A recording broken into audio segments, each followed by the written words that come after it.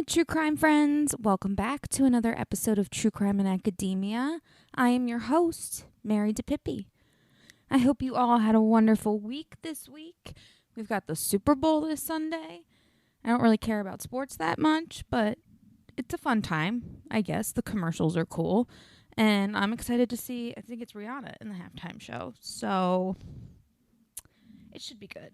Don't forget to follow True Crime in Academia on social media at True Crime in Academia on Instagram and TikTok, and at TC in Academia on Twitter. Also, if you would like to get your hands on bonus episodes, please go to patreon.com/Ivory Tower Boiler Room and become a subscriber. That is the only way you can access our bonus content. Not just mine, but the Ivory Towers as well. So, go to patreon.com/Ivory Tower Boiler Room and become a subscriber now. So, this week we are continuing with the Death in the Dorms series from Hulu/ABC News. And we are on to episode 2, The Murder of Christian Aguilar. So, let's get into it. On September 20th, 2012, Erica Freeman, a student at Santa Fe Community College, waited anxiously for her boyfriend, Christian Aguilar, to come over. He was already late, which wasn't like him. She tried his cell phone, but there was no answer. She tried again and again and again, with no avail. She then called his friends and roommates to see if Christian had been there or if they knew where he was. He had been hanging out with his friend Pedro Bravo earlier that day and was supposed to meet her after. Pedro had told her that he had dropped Christian off near the city limits and hadn't seen or heard from him since.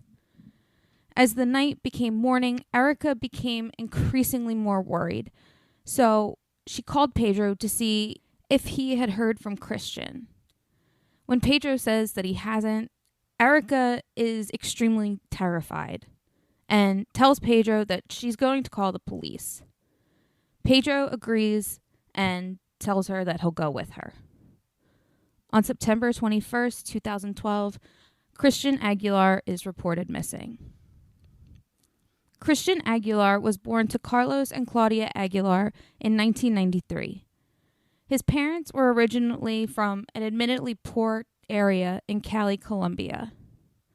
Carlos and Claudia worked hard, and Carlos first immigrated on his own to Miami, Florida, to work and establish a life for his now pregnant wife and, growing family.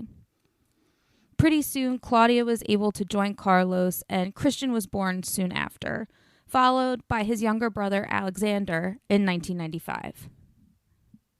Soon after that, actually, many of Carlos's family immigrated to Miami as well, which is really awesome, to have your whole family, sadly in a lot of cases, or in some cases, some immigrants can't bring their whole family. They can only just bring certain members. Like in this situation, Carlos had to go over first and basically, establish a life for them first before she could come, because it would be too financially straining.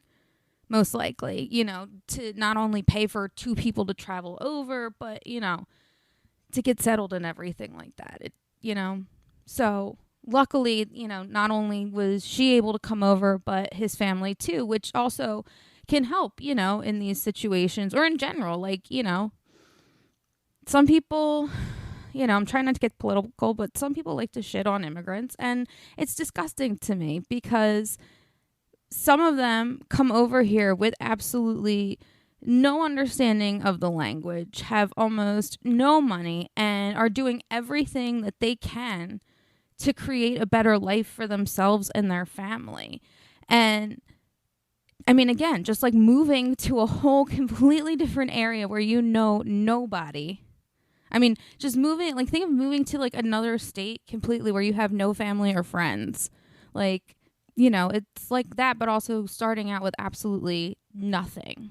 So, I mean, I give them so much kudos, not just Carlos and Claudia, but, immigrants in general. That's an extremely hard thing to do. And I think an honorable and admirable thing to do, to want to move your family somewhere where they can have a better life than you had, you know? But circling back, it's nice that his family was there to join him, so that moving to a new country, it's not as lonely anymore. Now, Christian was described as being a comedian and always cracking jokes. He was also studious and really invested in school and learning and, wanting to better himself through education. He also really liked helping people. In middle school, Christian attended the Doral Academy. The school was mostly children of Latina and Hispanic immigrants, and he made a lot of really close friends there that he remained close with up until his death. When he entered high school, Christian started planning seriously for his future. He knew he liked science and wanted to focus on a career in engineering. So his first choice school was the University of Florida, like the best school in the state. And he was really smart. And of course, when he applied, he got in. Now, this means that he would have to move 5 hours away from home. Now, while he was really excited to start this new chapter in his life, his parents were understandably concerned and worried. Not in like an overbearing way, but in a normal first kids going to college kind of way. It was also a big deal because Christian was the first in their family to go to college. Christian began his freshman year in 2012 and decided that he wanted to study biomechanical engineering because, again, he really wanted to help people. In the actual episode, Carlos gives an example to explain what biomechanical engineering is, and he just says it in the most loving and caring way. I mean, he and Alexander, his brother, always just speak so lovingly and so reverently of Christian. And it's just, I don't know, to just see how much they love him through how they speak about him is really sweet. But he says, if someone, for example, loses a hand, he, being Christian, would create something to make their life a lot better. And he's right, because biomechanical engineers create prosthetic robots and other types of machines to help those with physical disabilities or, amputations. At the time, Christian started dating an old Doral Academy friend, Erica Freeman. Christian's friends and family stated that they were really good together.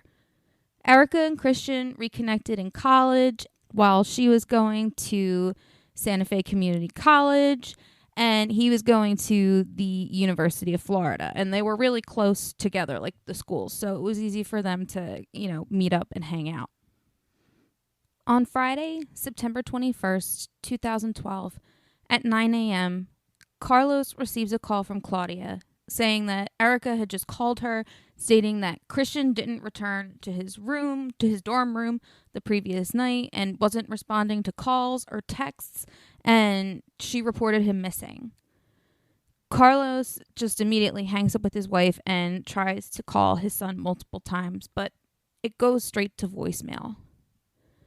Scared, obviously, and determined to find his son, Carlos gets Alex out of school and grabs Claudia, and they all go down to Gainesville, Florida.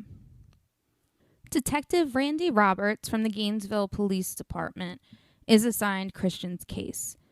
He immediately goes to the University of Florida State Police, and they tell him that two individuals, Erica Freeman and Pedro Bravo, came earlier that morning and reported Christian missing. They also tell him that Erica Freeman is his current girlfriend and that Pedro Bravo is a friend of Christian's from middle school. Erica and Pedro are then brought into the Gainesville Police Department for questioning. And essentially just a quick interview and figure out what's going on. So they re-explain to the police at the Gainesville Police Department about their relationships to Christian and subsequently their relationship to each other. Basically that they had dated and broke up in high school. Of course, then they also had to tell police, where they were on September 20th, what they did. Yeah, the standard rounds of questioning. Now, Pedro said that Christian was supposed to meet him for lunch, and he did. But then he also claims to have dropped Christian off near the city limits later that night. Erica stated that Christian was supposed to come over to her dorm/apartment after this, like the two of them hanging out, and never showed up. Now, you would think that because the Gainesville Police Department is involved, that they would be solely handling this case. That's not entirely true. So I kind of want to go over what I guess most universities do, but this is specifically like the University of Florida Police's procedure for missing students. So once they get the report, they then start looking into a campus-wide network. So basically that they can track a student when they log into their computer. So they go to do this for Christian, and when they look for like his little signal or whatever, they can't find it because it's not there. They then pull up a student's class schedule and housing assignments, and then officers are dispatched to the classes and to the dorm where they live, or that they're, assigned to live. When the police go to do this, Christian's at neither place. Now, of course, at first, they're not super concerned, the University of Florida police, because he's a college kid.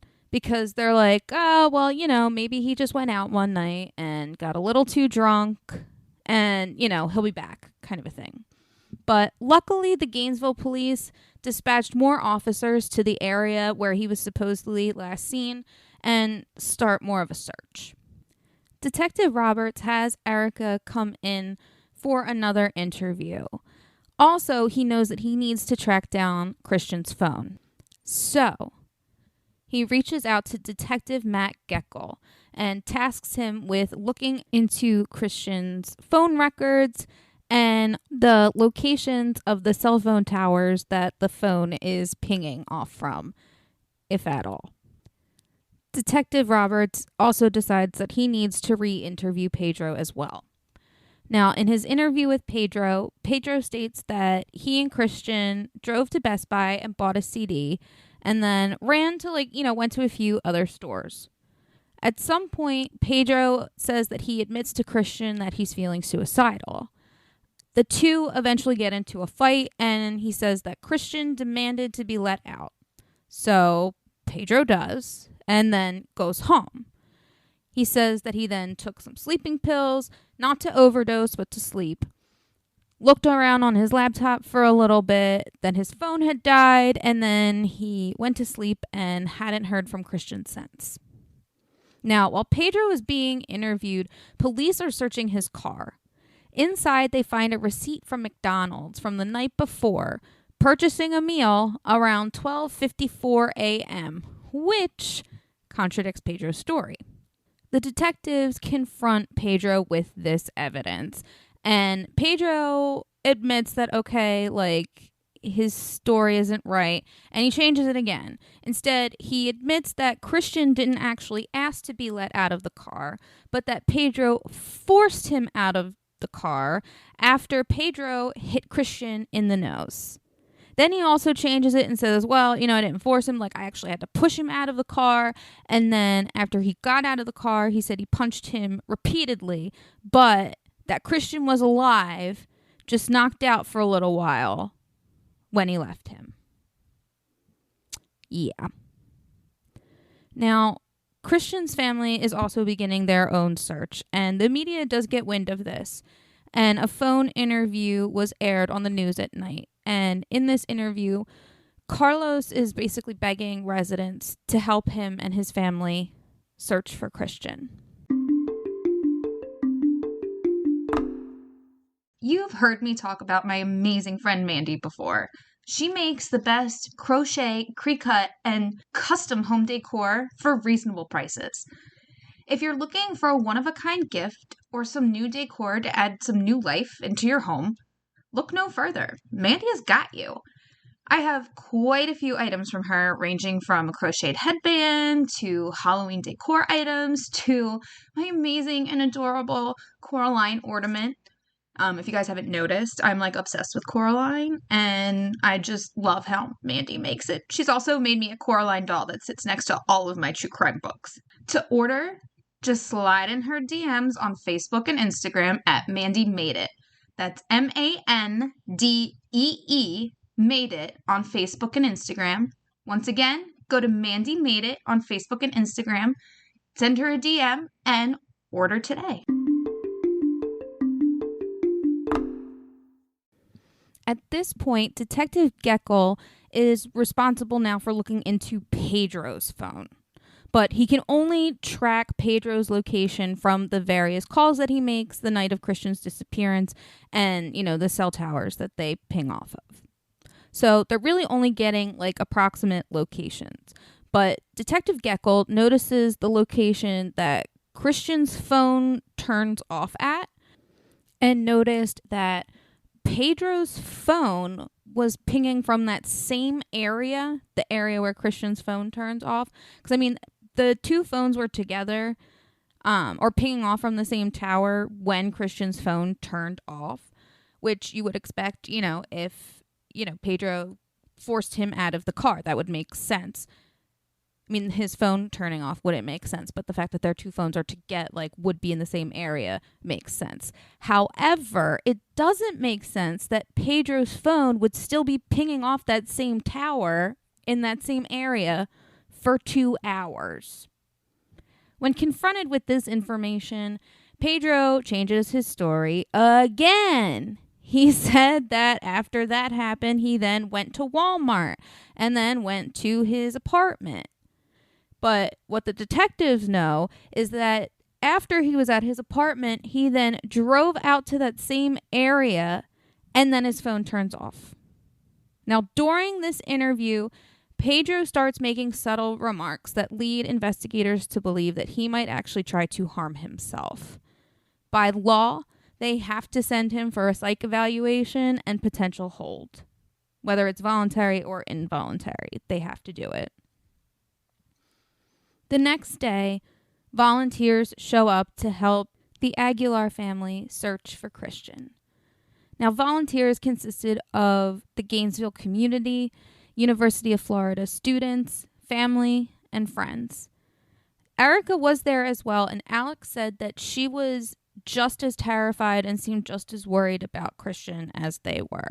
And I do believe this. We'll get into that in a minute, but I truly don't think that she knew about what happened to Christian, but I do think that she was scared and had a feeling that maybe Pedro was involved. But we'll get into that in a minute.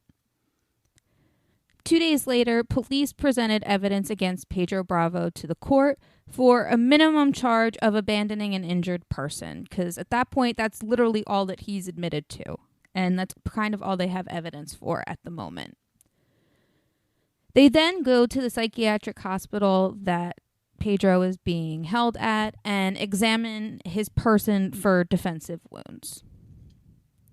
Now, at this point, because there are charges against him, Detective Geckel is really able to look into Pedro's phone. He looks at one particular log that tracks the phone's usage and the actions taken on a phone and the battery life. Now, Pedro had initially told police that his phone had died, but Detective Geckel found that that wasn't true. According to the log on his phone, the phone didn't die, but Pedro kept putting his phone on airplane mode. Now, because of this as well, they were also able to track Pedro and Christian's movements more clearly based off of where they knew Pedro's phone was. Now, it seemed that every store that Pedro and Christian went into that day, when they talked to the people that they spoke with, it seemed that Pedro had always asked if there was surveillance cameras around. Now, just saying, but that sounds a lot like premeditation to me.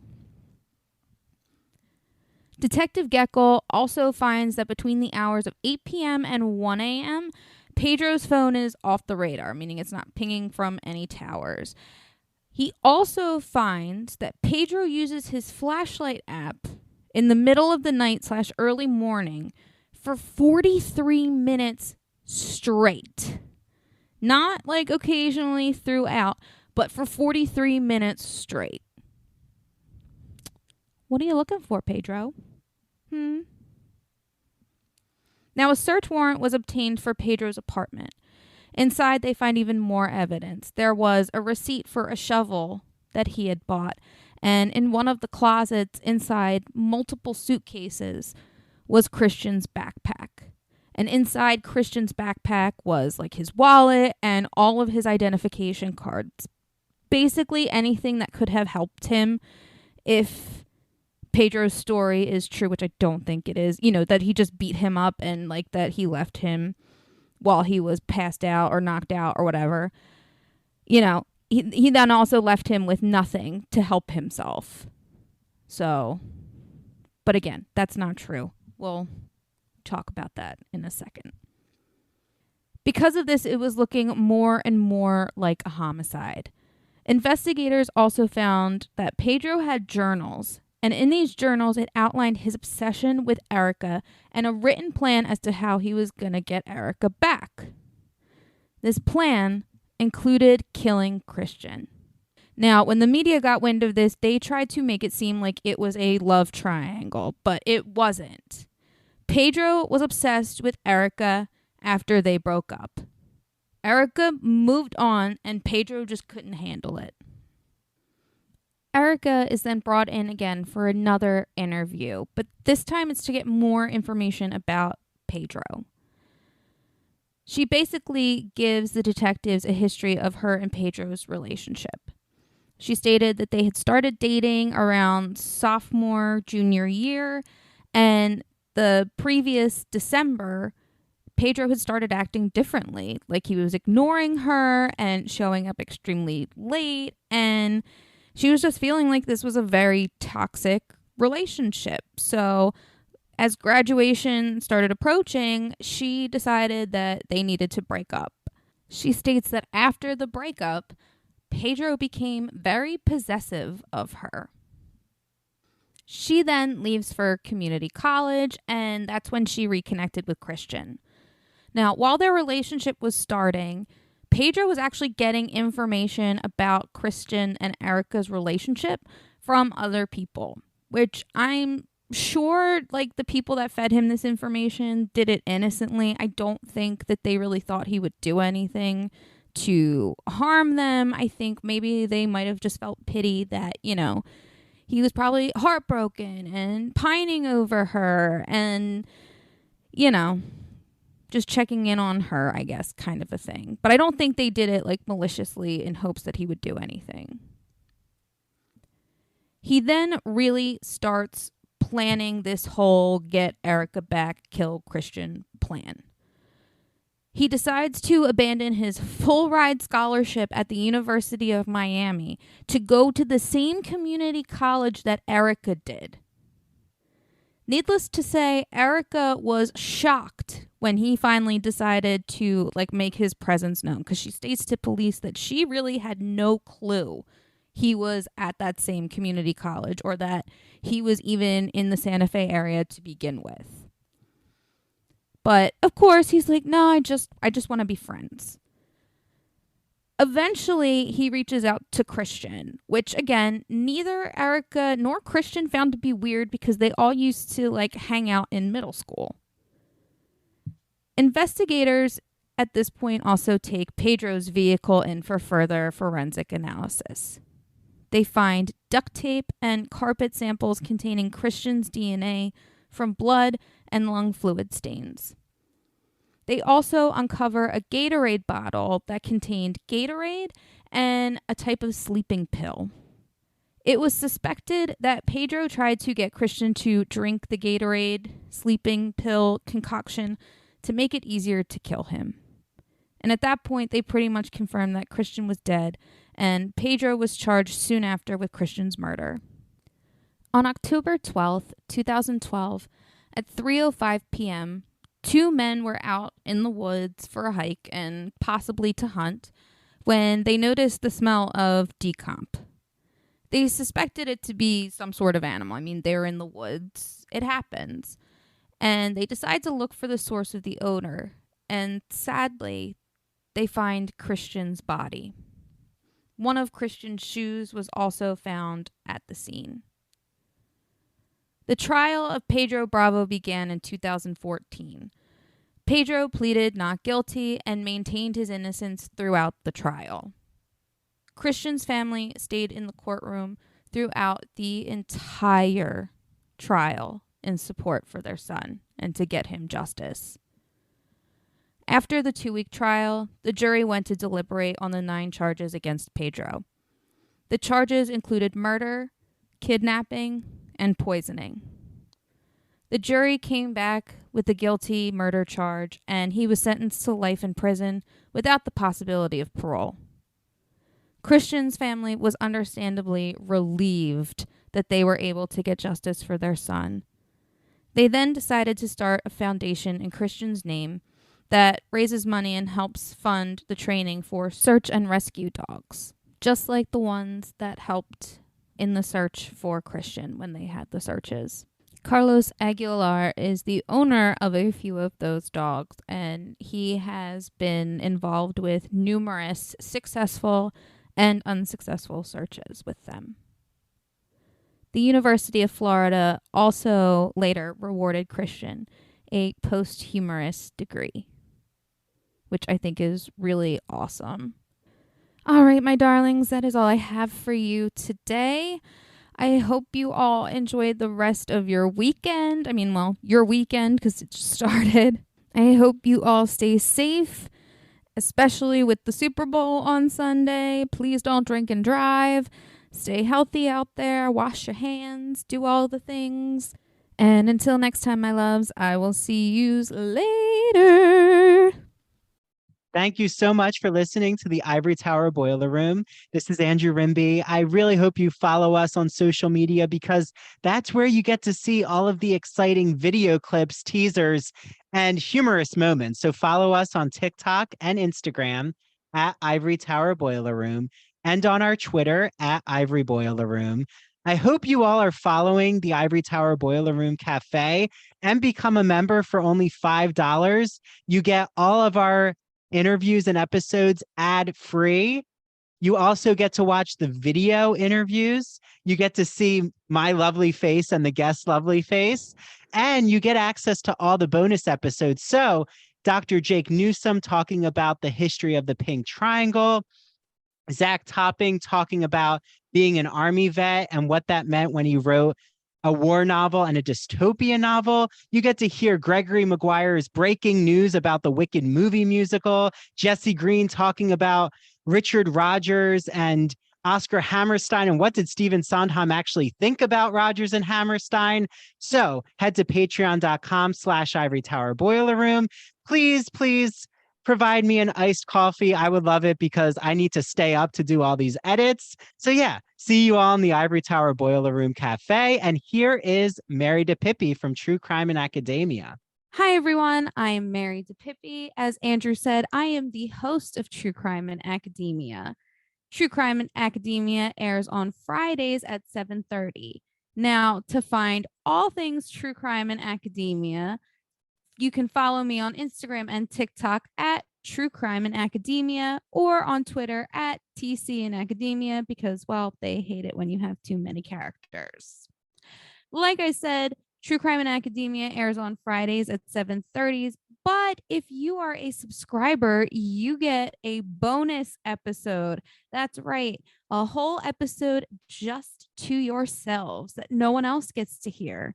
Like, I do a deep dive on the case of JonBenet Ramsey. I deep dive Casey Anthony. We talk about the history of the lobotomy. And most recently, we talked about the Night Stalker himself, Richard Ramirez. So if you want to access all of that extra wonderful content, go to patreon.com/Ivory Tower Boiler Room. And like Andrew said, if you could just please buy us a nice coffee, that would be great. That would be really, really great. It would be great. We appreciate it. We also interact with all of you on Patreon. So ask us your insightful questions. We will answer them for you. And we want to thank our Spring 23 interns, Andrea, Caitlin, Rosie, and Sheila. Thank you so much. And we can't wait to see you all back again in the Ivory Tower Boiler Room. Happy winter, everyone.